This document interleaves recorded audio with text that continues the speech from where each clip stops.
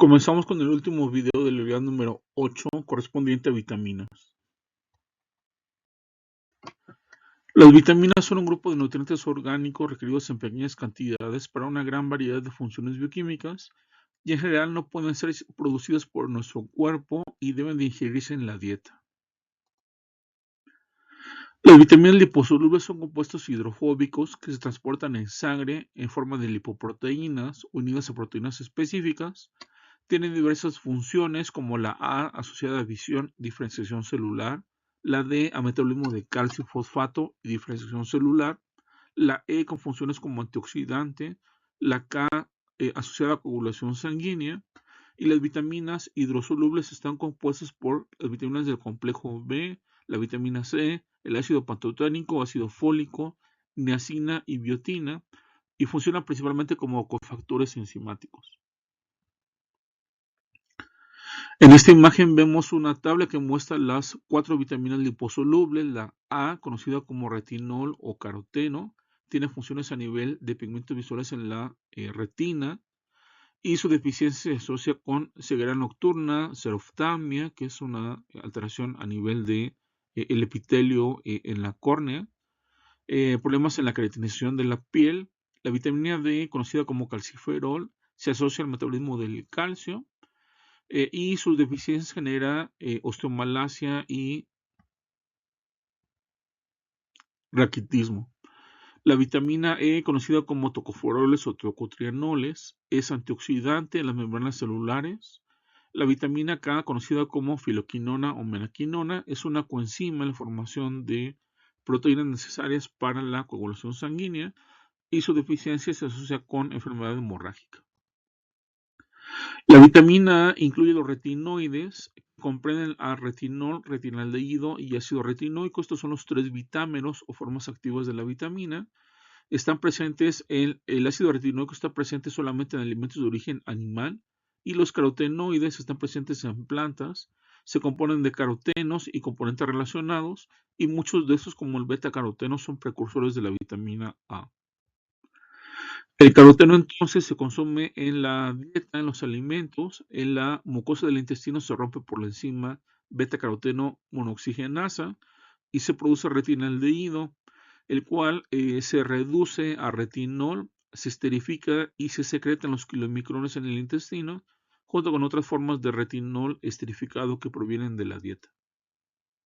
Vemos en la imagen a la derecha a un enterocito que muestra cómo los carotenos, que son precursores, generan al retinol, y estos se transportan en kilomicrones. En esta imagen vemos la estructura de la vitamina A. En la imagen del lado izquierdo vemos al precursor, que es el beta-caroteno, en la parte de arriba. A partir de este se genera retinol, retinaldehído o ácido retinoico, que puede estar en la conformación todo trans o 9-cis, que son las variantes del ácido retinoico. En la derecha vemos que retinol genera a los ésteres de retinol, que es la forma de almacenaje en los tejidos, al retinal, que genera los pigmentos visuales, y el ácido retinoico genera metabolitos activos para crecimiento y maduración de los tejidos, que incluso tienen funciones de tipo hormonal. La vitamina A, les comentaba, funciona en la síntesis de fotorreceptores en estos pigmentos visuales, que son responsivos a la luz. Y en esta imagen vemos cómo el retinol todo trans en la parte de arriba se transforma en 11-cis-retinol por una enzima conocida como RPE65. Esto pasa en la retina. Este 11-cis-retinol se transforma en retinaldehído, y este retinaldehído se une ya a las opsinas, que son las proteínas de los pigmentos visuales, que están en los fotorreceptores en conos y en bastones. Estas opsinas entonces son proteínas grandes que en ciertos residuos de lisina unen al 11-cis-retinaldehído y forman entonces la rodopsina, que es el pigmento visual. Esta rodopsina, cuando es expuesta a la luz a cierta longitud de onda, se transforma su estructura química y forma variantes que tienen una vida media muy corta. Comenzamos con fotorredopsina, que tiene una vida media de 45 picosegundos, vatorredopsina de 30 nanosegundos, lomirredopsina 75 microsegundos, metarodopsina 1 con vida de 10 milisegundos, y esta genera la metarrodopsina 2, que es la más importante, porque esta metarrodopsina 2 se encarga de activar a una proteína que se llama transducina, porque hace que entre un GTP y salga un GDP. De esta forma, la transducina unida al GTP se enciende, y esta proteína, a su vez, activa una fosfodiesterasa, y esta fosfodiesterasa lo que hace es romper a una estructura química del GMP cíclico, le quita lo cíclico y lo cambia a GMP, y este GMP es responsable de cerrar canales de sodio en la membrana de la célula fotorreceptora. Al cerrarse estos canales de sodio, se induce en la membrana un cambio en la polaridad y se induce hiperpolarización. O sea, la membrana se estabiliza y deja de excitarse, de despolarizarse, y esta es la señal que inicia el proceso, que va a terminar con la formación ahí de señales eléctricas en el nervio óptico que se traducen en forma de imágenes en el cerebro y la región occipital. La metardoxina 2 dura después de minutos, cambia a metardoxina 3, y entonces en esta forma se desprende de la opsina de la proteína y sale como retinaldehído todo trans. Este retinol todo trans cambia de nuevo a retinol todo trans y el ciclo se repite. De esta forma, la vitamina A participa en los fotorreceptores para la detección de las imágenes visuales. La deficiencia de vitamina A, la causa más importante de ceguera prevenible, se manifiesta inicialmente por una pérdida de la sensibilidad a la luz verde, seguida por ceguera nocturna y xeroftalmia. La vitamina A es tóxica en exceso, genera toxicidad y se asocia con daño en los tejidos, alteraciones en el sistema nervioso central, alteraciones en la homeostasis del calcio y en la piel. Y está presente en aceites de hígado de pescado, en alimentos como hígado, huevo, leche entera, por las grasas que están presentes ahí está contenida, mantequilla, hortalizas pigmentadas de color naranja, amarillo y rojo, y vegetales verde oscuro. Muy bien, pasamos a la vitamina E. La vitamina E es producida en nuestra piel a partir del 7-hidrocolesterol que está en esta imagen arriba a la izquierda. De esta forma, este derivado del colesterol, cuando se expone a luz ultravioleta, a la radiación tipo B de la luz ultravioleta en la piel, hace que se rompa el anillo B entre los enlaces 9 y 10, carbonos 9 y 10, que vemos en la imagen, y al romperse este anillo se transforma en colecalciferol, conocido como vitamina D3. Pero este colecalciferol todavía no es activo, tiene que hidroxilarse en las posiciones 1 y 25 en reacciones catalizadas por hidroxilasas en hígado y en riñón, y vemos ya a la derecha, en la parte de abajo, a la vitamina D activa que se llama 1,25 dihidroxicolecalciferol. Esos alcoholes que están en rojo en la posición 1,25 son los que se agregaron en hígado y riñón, y esto activa a la vitamina. La vitamina D se considera una hormona porque regula el metabolismo del calcio en riñones, en hueso y en intestino. El intestino favorece la absorción de calcio a partir de los alimentos, y la deficiencia de vitamina D se origina por ingesta baja o por una exposición baja a la luz solar. Su deficiencia produce raquitismo en los niños y osteomalacia en los adultos. Y el exceso de vitamina D, que es una hipervitaminosis, producido por exceso de suplementos de aceites de pescado, produce niveles elevados de calcio y fósforo en sangre. Está presente en aceites de pescado, en leche fortificada y sus derivados. Y el calcio es necesario porque forma la hidroxiapatita, que es el principal componente mineral de los huesos y elemento esencial en muchos procesos biológicos.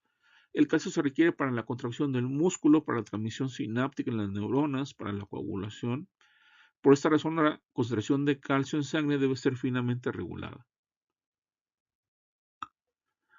En cuanto a la deficiencia de vitamina D, tenemos muchos síntomas, enfermedades asociadas. Lo vemos en la tabla del lado derecho de esta imagen.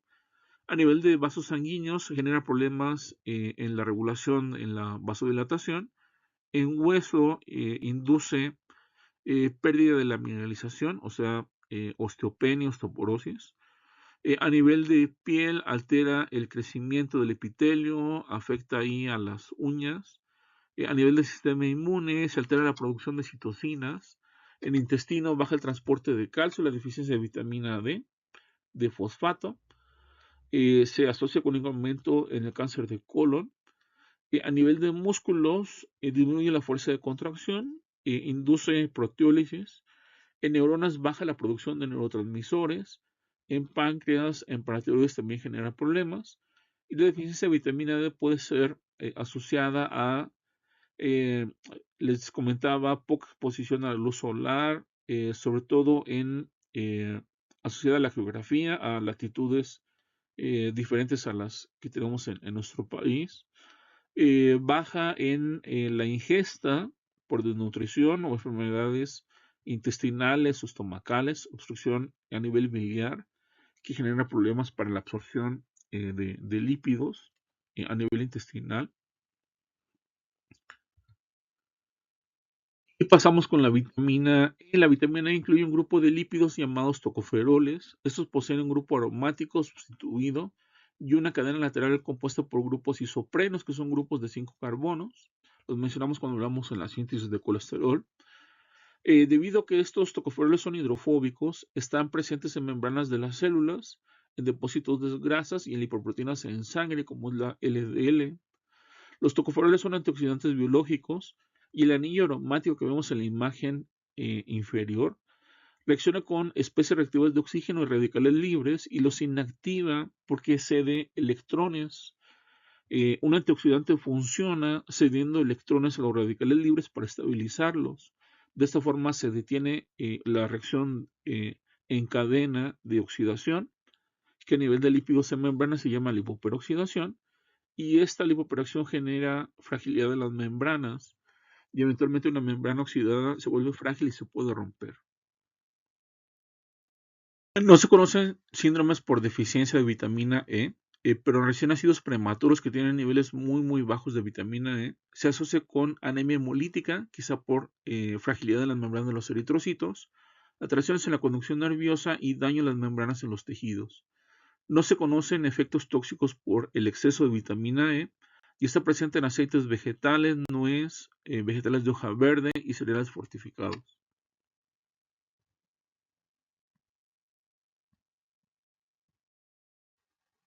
En esta imagen vemos el papel de la vitamina E como antioxidante. En la línea punteada del centro hacia arriba representa las membranas y hacia abajo representa el citosol. Tenemos entonces en la parte de arriba a la izquierda a un fosfolípido con un ácido graso poliinsaturado, un PUFA en la membrana.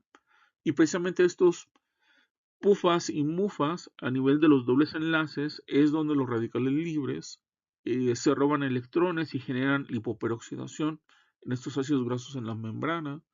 De esta forma el tocoferol reducido, representado ahí por TOC-OH, de la izquierda a la derecha en la parte de arriba, cede esos electrones y al mismo tiempo se oxida y entonces estabiliza el ácido graso que fue oxidado previamente por el radical libre. La vitamina E entonces oxidada tiene que regenerarse de nuevo, tiene que reducirse para poder ser activa y actuar como antioxidante. Y esto lo hace en la interfase membrana-citosol, gracias a la vitamina C que está reducida y al glutatión reducido o GSH.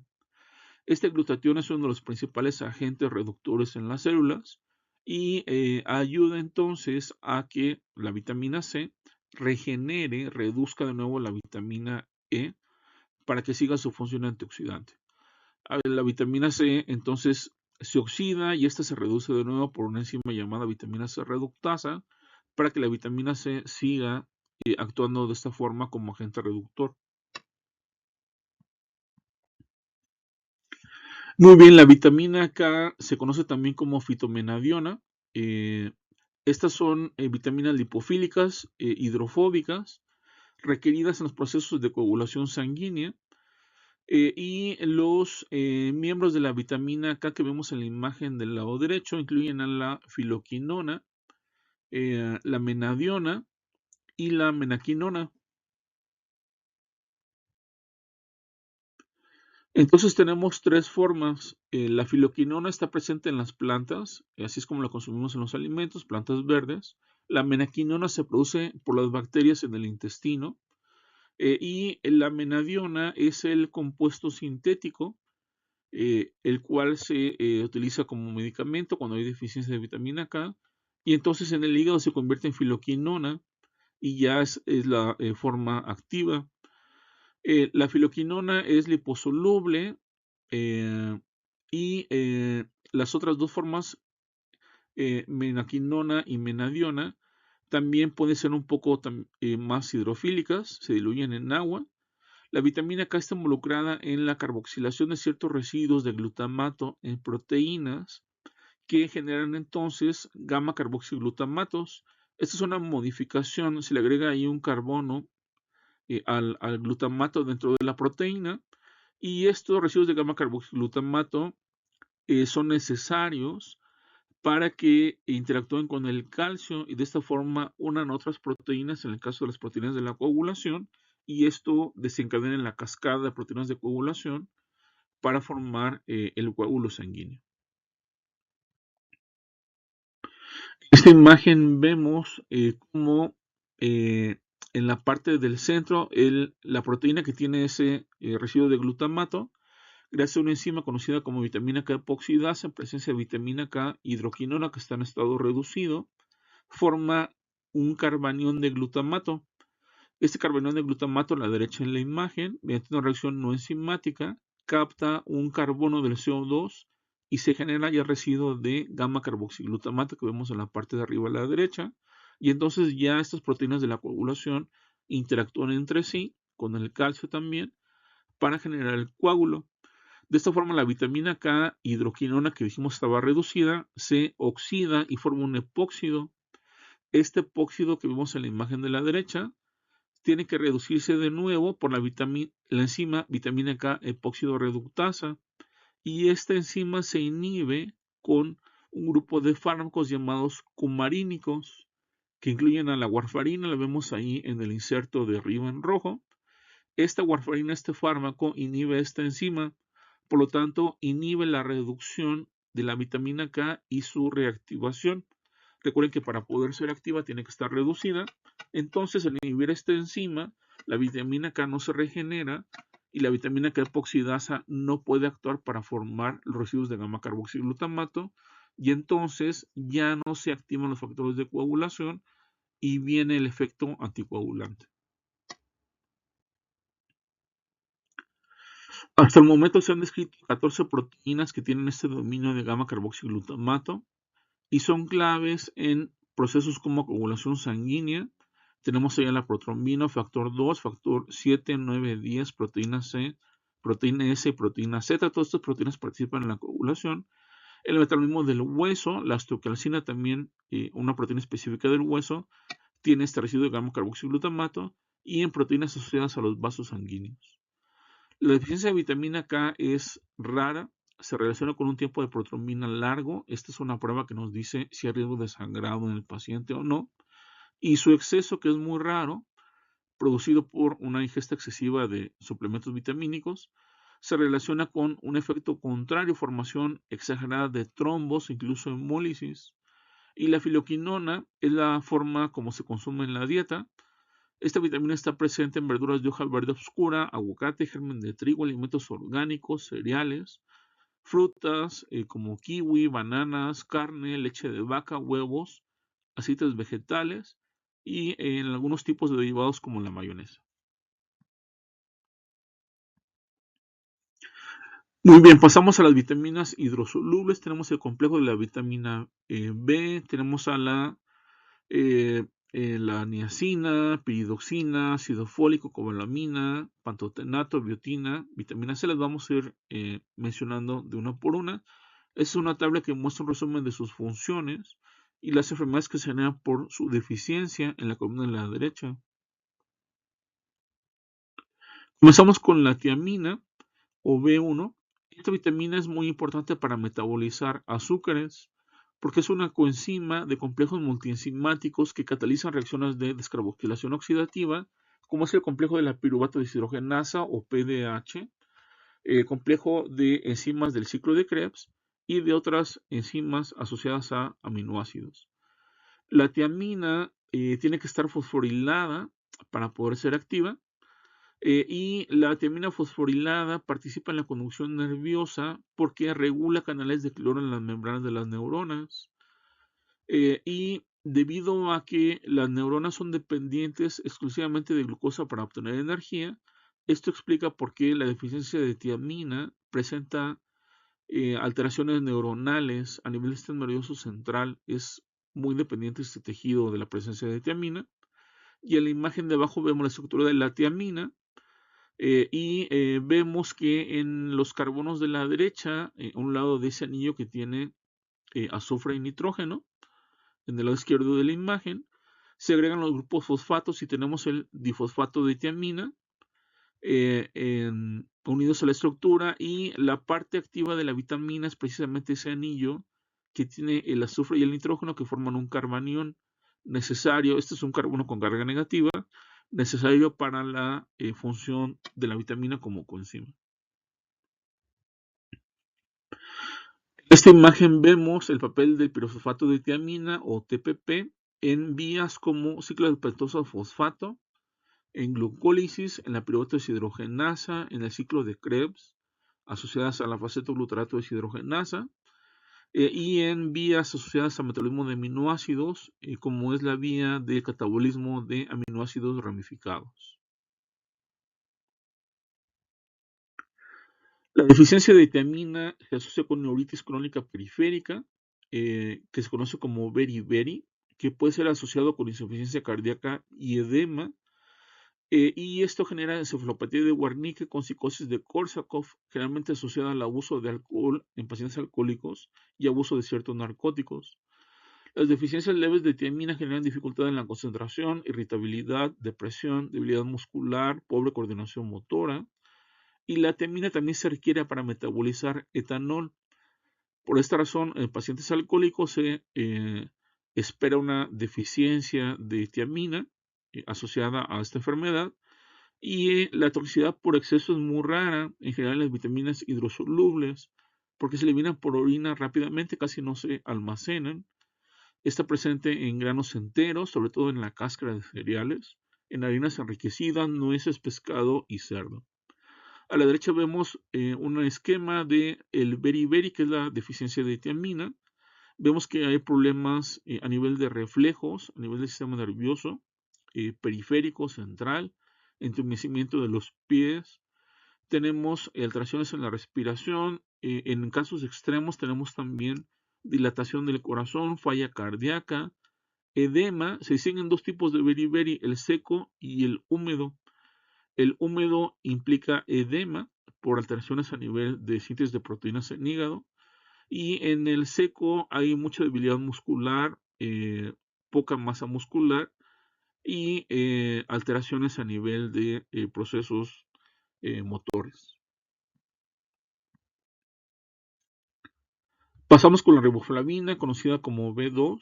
Esta vitamina es importante porque genera a las coenzimas flavin mononucleótido y flavina dinucleótido, o FMN y FAT. El FMN se forma al fosforilar a la riboflavina, y el FAT se sintetiza utilizando ATP, donde un nucleótido de adenina o AMP se transfiere al flavin mononucleótido. Y el FMN y el FAT son transportadores de electrones en reacciones redox. Ya los vimos en ciclo de Krebs, oxidación de ácidos grasos, cadena respiratoria mitocondrial. Y la deficiencia de riboflavina usualmente va de la mano con deficiencia de niacina, porque se utiliza para su síntesis. Los signos de deficiencia son alteraciones difusas, presentando problemas en piel, en epitelios, inflamación de labios, conocida como queilitis, inflamación de lengua, conocida como queilosis, inflamación y problemas en ojos. Tampoco se ha reportado toxicidad por exceso porque es altamente hidrosoluble. Está presente en hígado, almendras, nueces, leche, derivados y un huevo. Aquí vemos la estructura química de la riboflavina. La riboflavina posee ese anillo llamado de isoloxacina que vemos arriba a la izquierda, esos tres anillos que están formados por compuestos heterocíclicos, tienen ahí nitrógenos, carbonos, y genera al flavimononucleótido, visto arriba a la derecha, unido ahí a un fosfato. Y también cuando se une un nucleótido de adenina, tenemos al FAT en la imagen de abajo. A través de esos fosfatos, la adenina está a la derecha y la parte de la riboflavina a la izquierda. Pasamos con la niacina, conocida como vitamina B3. Esta en esencia no es una vitamina porque puede producirse a partir del triptófano. Y tenemos aquí dos vitámeros o formas activas conocidas como ácido nicotínico y nicotinamida. A nivel de metabolismo energético, la función de la niacina es formar el anillo de nicotinamida en las coenzimas de NAD y NAD-fosfato que participan en reacciones redox. Los niveles oxidados y reducidos del NAD y NAD-fosfato son los principales que establecen la potencial redox en las células.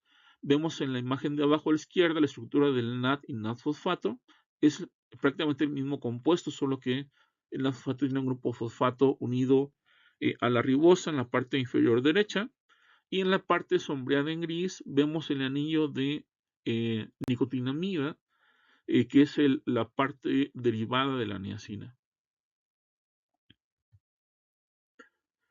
En esta imagen vemos el papel del NAD y NAD-fosfato como moléculas redox, transportan electrones.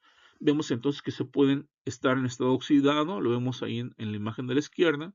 O en estado reducido entran ahí electrones y protones y se forma la versión reducida que vemos ahí a la derecha, y la parte de oxidación-reducción se lleva a cabo en el anillo de nicotinamida que está en la parte superior de esta imagen en color verde. La niacina genera, ante su deficiencia, pelagra.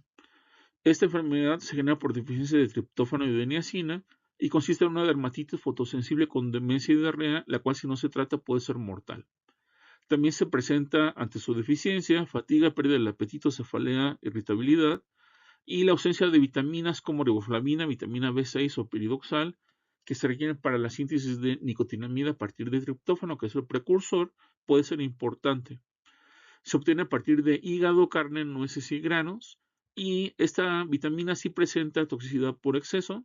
A dosis farmacológicas, a dosis muy elevadas, puede causar daño en hígado y en piel. Aquí vemos una imagen de la pelagra, conocida también como la enfermedad de las 4Ds, porque genera dermatitis, demencia, diarrea y muerte o defunción.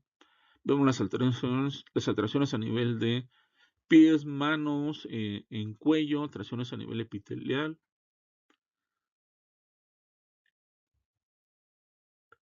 Pasamos con la piridoxina o vitamina B6. Esta vitamina es muy importante para metabolizar aminoácidos. La mencionamos cuando hablamos de reacciones de transaminación. También para metabolismo de glucógeno y para la acción de hormonas esteroideas. Y esta vitamina posee 6 vitámeros: piridoxina, piridoxal, piridoxamina, que vemos en la imagen de la derecha, y cada uno de estos tres, pero con sus versiones fosfatadas, o sea, fosfato de piridoxina, fosfato de piridoxal y fosfato de piridoxamina. La forma activa, la principal, es el fosfato de piridoxal, visto ahí en el centro al lado derecho de la imagen. Y esta es la coenzima más activa, el piridoxal 5-fosfato. Es muy importante para metabolizar aminoácidos, reacciones de transaminación, descarboxilación. También es necesaria para que la enzima glucógeno fosforilasa, que recuerden, cataliza la glucogenólisis, trabaje en forma normal, y es requerida para que las hormonas esteroideas trabajen a nivel del DNA. Este es el grupo de hormonas que trabajan actuando como factores de transcripción para encender genes, y para esto se requiere vitamina B6 o piridoxina.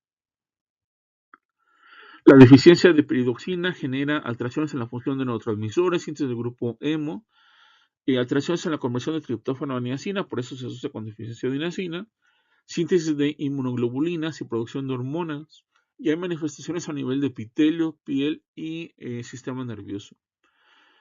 Dosis farmacológicas elevadas generan síntomas neurológicos como debilidad y entumecimiento o parestesias, Está presente en carne, frutas, granos, pescado y avena. Estamos con el folato o ácido fólico. Esta es la forma activa. La forma activa del ácido fólico es el tetrahidrofolato, o sea, la versión reducida del ácido fólico, y participa en reacciones de transferencia de un carbono, como son reacciones de carboxilación. La vimos en el ejemplo de la síntesis de timidilato en la unidad pasada, y estas reacciones involucran la síntesis de compuestos, ya lo mencionamos como la timina, timidilato, el nucleótido de timina. En la ausencia de suficiente ácido fólico, ya lo mencionamos en la unidad pasada, el uracilo sustituye a la timina y esto genera DNA hipometilado. Y estas áreas hipometiladas crean regiones frágiles en el cromosoma que pueden romperse, por lo cual se explica la asociación entre deficiencia de ácido fólico con el cáncer. Esta metilación alterada en el DNA ante deficiencia de ácido fólico genera problemas en la transcripción de cierto grupo de genes y esto genera problemas asociados ahí al cáncer. Mencionamos también que en el embarazo se requiere una ingesta adecuada de ácido fólico para disminuir las alteraciones del tubo neural hasta en un 50%. El folato se requiere para convertir homocisteína en metionina por enzima metionina sintetasa. Eso lo vemos en la imagen de la derecha. Y dijimos que si hay deficiencia de ácido fólico, la homocisteína se acumula porque la metionina sintetasa no puede trabajar en forma normal. Y la homocisteína es un factor de riesgo para la formación de placas ateromatosas. El tetrahidrofolato es necesario para la síntesis de timidilato. Hablamos también de que el ácido fólico se activa por la enzima de hidrofolato reductasa. Entonces, en tejidos con una alta tasa de recambio celular que requieren la formación de muchos DNA de ácidos nucleicos, por ejemplo, en tejido epitelial e incluso en bacterias que se reproducen rápidamente, inhibidores de esta enzima de hidrofolato reductasa actúan como antibióticos y también en el caso del cáncer, inhibidores de esta enzima bloquean la síntesis de timina y esto baja la tasa de duplicación del cáncer o se utilizan antibióticos como el Bactrim que tiene trimethoprim que es un inhibidor de la hidrofolato reductasa. El riesgo de deficiencia de ácido fólico es más alto en mujeres. Mencionamos que se consume durante el ciclo menstrual, en adultos mayores, en fumadores y en alcohólicos. En los pacientes alcohólicos también el metabolismo del etanol disminuye los niveles de ácido fólico. El tabaco disminuye la actividad de ácido fólico a nivel del tejido pulmonar en los alvéolos. Por esta razón se asocia con el cáncer de pulmón en pacientes con tabaquismo. Y se sospecha de deficiencia de ácido fólico ante la presencia de eritrocitos megaloblásticos con hemoglobina normal.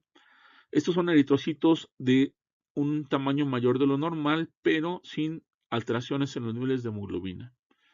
No se han reportado efectos tóxicos asociados a la ingesta de ácido fólico. Y el folato en los alimentos se destruye muy fácilmente.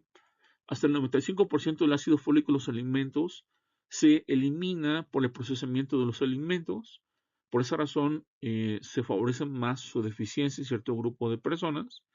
Y está presente principalmente en granos enteros, porque está también en la cáscara de los cereales, en vegetales de hoja verde, hígado, nueces y en cereales fortificados. En la imagen de la derecha vemos a los defectos del cierre del tubo neural, que incluyen encefalocele, anencefalia y espina bífida. Estamos ahora con la cobalamina, conocida como vitamina B12, y esta vitamina es la que es más compleja a nivel estructural de todas las vitaminas. Las cobalaminas contienen cobalto, adivinen su nombre, que está unido a un anillo corrin, que está formado por 4 anillos pirroles. Vemos la estructura compleja a la derecha de la imagen. En el centro está ahí el cobalto unido a esos anillos, 4 anillos pirroles, específicamente los nitrógenos en la parte de arriba de esta imagen a la derecha. Y esta vitamina es producida solamente por microorganismos, por bacterias, y está presente solamente en alimentos de origen animal. En alimentos vegetales no hay fuentes significativas de cobalamina. A nivel estructural, la más compleja de todas, e incluye a estos 4 vitámeros: cianocobalamina, hidroxicobalamina, adenosylcobalamina y metilcobalamina. Esta vitamina, cuando se consume en la dieta, se absorbe mediante difusión pasiva en el tubo digestivo, una tercera parte, pero se absorbe en su mayoría 2/3 partes por difusión facilitada, porque en el estómago se produce una proteína llamada factor intrínseco, producida en las células parietales de la mucosa gástrica, y este factor intrínseco se une a la cobalamina que consumimos en la dieta y facilita su absorción a nivel de los enterocitos. Existen 3 enzimas que lo utilizan como cofactor, que son metilmalonilcoenzima mutasa, leucina aminomutasa y metionina sintetasa. Estas vitaminas tienen que ver con el metabolismo de aminoácidos. En esta imagen vemos la acción de la metilcobalamina como coenzima de la metionina sintetasa, y vemos que también se requiere tetrahidrofolato para catalizar esta reacción. Y en la imagen de la derecha vemos al factor intrínseco producido por las células, la mucosa del estómago, el cual se une a la vitamina B12 que ingerimos en la dieta y facilita su absorción. La deficiencia de cobalamina puede ser producto de malabsorción por alteraciones pancreáticas o gástricas, donde no se produce suficiente factor intrínseco. Su deficiencia prolongada puede generar daño neurológico irreversible. Se transporta en la circulación unida a 3 proteínas distintas llamadas transcobalaminas. La anemia perniciosa de tipo megaloblástica, otra vez eritrocitos más grandes de lo normal, pero aquí sí con deficiencia de hemoglobina, se presenta ante deficiencia de cobalamina porque baja el metabolismo del ácido fólico y esto afecta la síntesis de eritrocitos o eritropoiesis. Estamos con el ascorbato, ácido ascórbico o vitamina C, y este es responsable de mantener al hierro en estado reducido, la vitamina C. Y entonces sucede que hay muchas enzimas que tienen hierro en su sitio activo, y para poder ser activas estas enzimas, este hierro tiene que estar reducido. Este grupo de enzimas incluye a hidroxilasas de proteína y lisina, que generan la hidroxilación de estos aminoácidos en proteínas como el colágeno. En esta imagen vemos cómo la prolina se hidroxila por la prolina hidroxilasa, es la misma reacción para la lisina, y forma hidroxiprolina o hidroxilisina.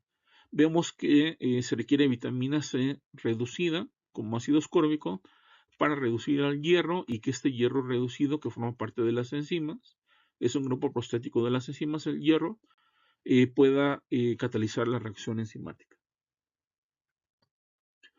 Y la lisina y prolinas hidroxiladas, que están presentes en el colágeno, generan sitios de unión para las fibras de colágeno en el tejido conectivo, y esto genera fuerza tensil y elasticidad en este tejido, de forma tal que si hay deficiencia de vitamina C, el tejido conectivo se vuelve frágil. Los principales sitios que sufren son los vasos sanguíneos, el hueso y el tejido cicatrizal, la cicatriz, que está formada básicamente por colágeno.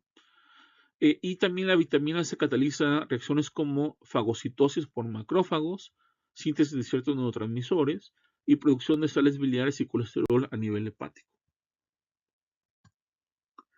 La vitamina C fue identificada inicialmente como factor antiescorbuto, que es la enfermedad que se genera por su deficiencia, sobre todo en marineros que no tienen acceso a frutas frescas, a vegetales durante los viajes. El escorbuto es la manifestación clínica de la deficiencia de vitamina C, que se genera después de 45-80 días de consumo deficiente de estos alimentos.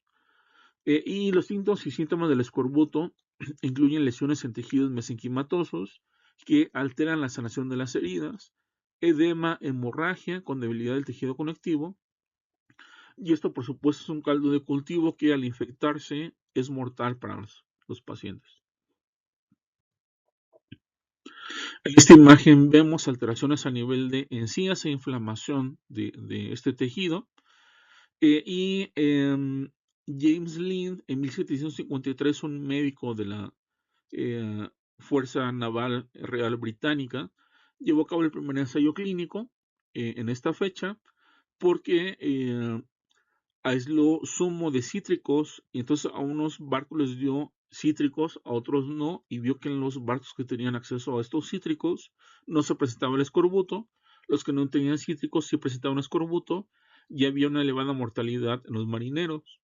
Entonces se identificó de esta forma como factor antiescorbuto inicialmente y las complicaciones incluyen alteraciones hemorrágicas a nivel de encías, lesiones, problemas en huesos, en piel, en articulaciones, reparación deficiente de heridas y esto por supuesto favorece septicemias y otras alteraciones.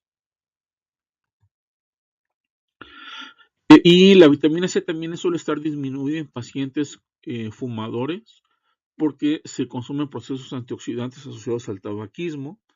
La vitamina C, ya lo mencionamos, activa a la vitamina E porque la reduce y entonces regenera su capacidad antioxidante a nivel de membranas de la vitamina E. Y el consumo de más de 100 miligramos diarios de vitamina C reduce la severidad y duración de los síntomas de resfriados, de influenza, cuando se consume al inicio de los síntomas. Y ingestas elevadas mayores de 1 gramo diario pueden generar toxicidad con síntomas gastrointestinales como diarrea y está presente en alimentos de origen vegetal, frutas y vegetales como naranja, toronja, fresa, papaya, kiwi, melón, tomate y mango, etcétera, entre otros. Muy bien, pues terminamos esta última unidad de vitaminas. Muchas gracias por su atención.